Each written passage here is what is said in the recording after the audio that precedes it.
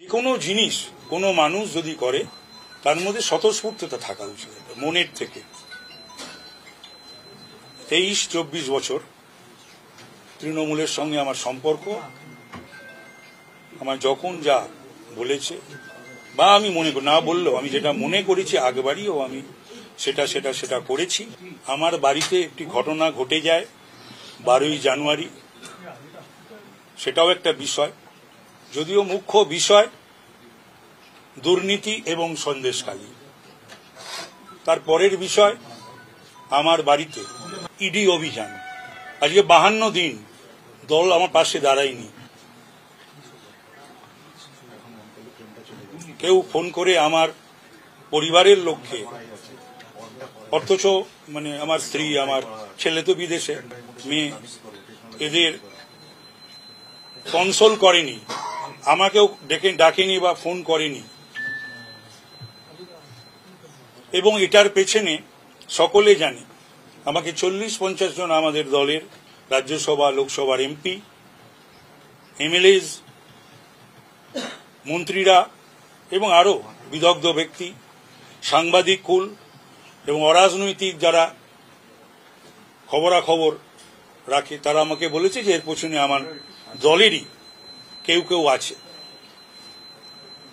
তো সুতরাং এবং যখন আমার রেড চলছে আমার বাড়িতে, তখন এমএলএ এমপি বা কারুর বিবেকানন্দের বাড়িতে, সেদিন 12ই জানুয়ারি বিবেকানন্দের জন্মদিন ছিল, আমারও যাওয়ার কথা ছিল, সেখানে তাদের উল্লাস পরিলক্ষিত হয়। সেগুলো আমাকে সাংবাদিকরা এসে বলে, ছাত্র যুব নেতৃত্ব এসে বলে। তাদের কেউ অবশ্য উল্লাস করলো, অনেকেই তার প্রতিবাদ করেছে। আরেকটা জিনিস, এই ব্রাত্য কুণাল এসেছিল, ওরা আমায় ভালোবাসে, ছোট ভাই। অবাক হয়ে গেলাম যে কুণাল তো আমাকে যাতে আমার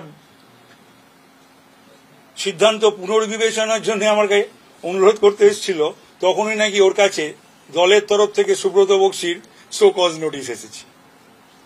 হ্যাঁ, এই হচ্ছে দল। ও আমাকে বোঝাতে এসেছে আর ওর শো কজ নোটিশ পাচ্ছে।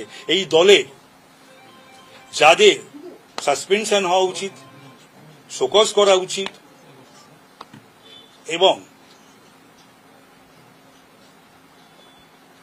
বহিষ্কার করা উচিত, তারা বহাল তবিয়তেই থাকবে। আরো দুঃখের বিষয়,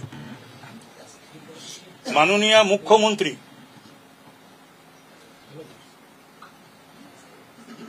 সেদিন অবশ্য বিধানসভায় আমি ছিলাম না শারীরিক কারণে, তিনি যখন বক্তৃতা দিলেন বিধানসভায়,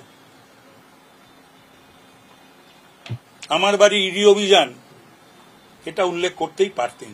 তিনি শেখ শাহজাহানকে ইডি টার্গেট করেছে সেটা বললেন।